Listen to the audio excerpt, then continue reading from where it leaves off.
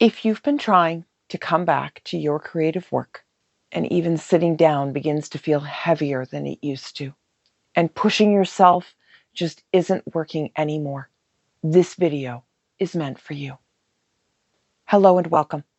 I'm Janet, architect turned creative renewal coach and watercolor artist. I founded Blueprint to Brushstrokes to support mid to late career creative souls who feel emotionally depleted, burned out, and disconnected from your creative work. And one of the first things that I guide people through when they're trying to come back after a difficult season is learning how to return without forcing it.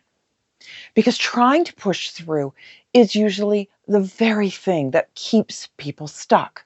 And creativity doesn't come back well through pressure. It comes back through care, gentle attention, and support. Over time, what many people begin to notice is that starting becomes easier when there's something familiar to return to. Because creativity doesn't sustain itself through good intentions alone. It sustains through simple, repeatable ways of returning. The same object, the same moment, the same way of beginning. This is what I call a return ritual. In the previous video, How Do We Stay Creative When Life Keeps Changing, I introduced the idea of creative anchors. These are places, practices, or rhythms that help us return to ourselves creatively again and again, even when everything else is changing around us. And today, we're exploring one of the simplest and the most powerful return rituals. Rituals don't have to be big or elaborate. They can be small and quiet, as simple as making a cup of tea, drinking from the same cup, taking a quiet moment of reflection or prayer before beginning, and creating at the same time of day. Rituals create a sense of safety and gentle structure.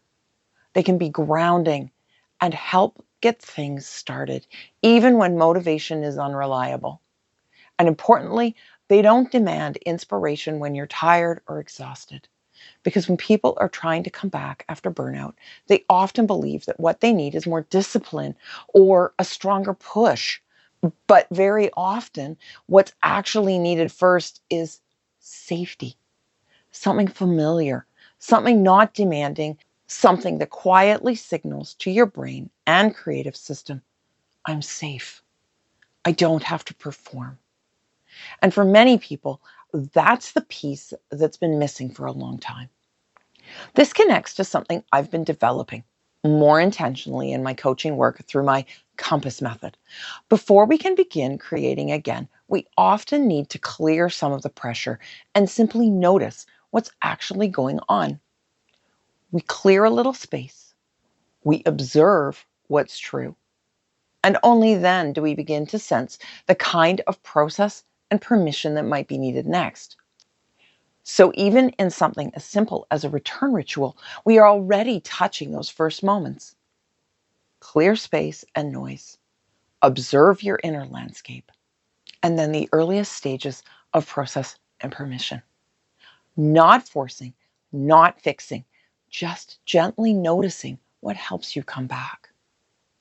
And this is where it can become surprisingly difficult to do the work on your own, because knowing this idea is one thing, but actually recognizing what your system needs in real time is often much less obvious from the inside.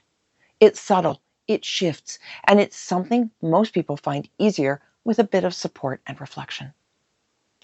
For some people, a return ritual is deeply ordinary. It might be making the same cup of tea before you paint. It might be sitting in the same chair by the window.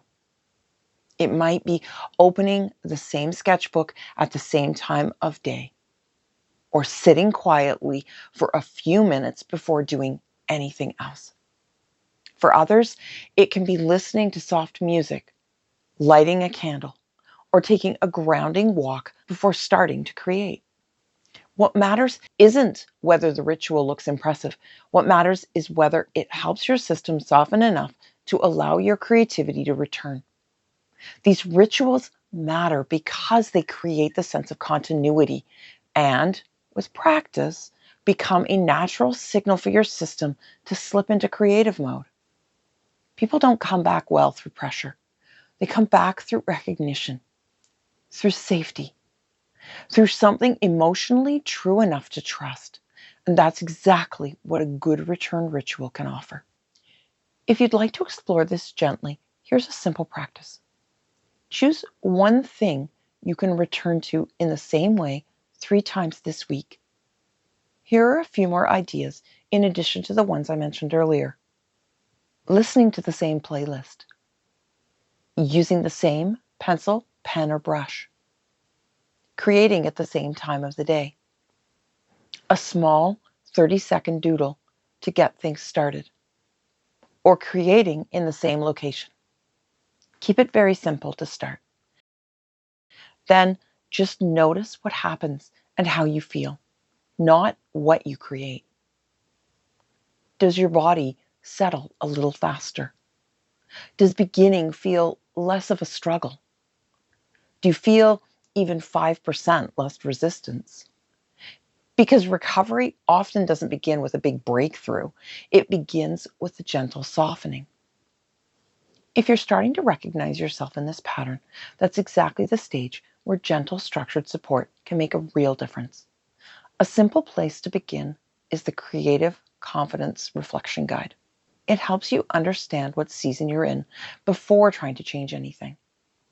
And if you'd like something more guided, the North Star Mini Reset offers a gentle step-by-step way to begin reconnecting. If you're in a place where you'd like support that's more personal, I'm offering a few one-on-one creative reset conversations where we can gently look at what's actually getting in the way of your return.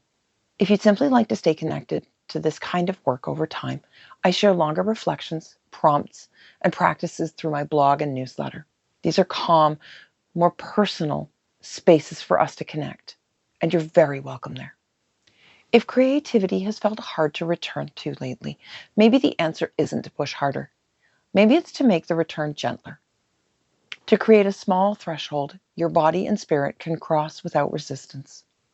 This is one of the first steps I guide people through when they're trying to come back to creativity. Learning how to return without forcing it.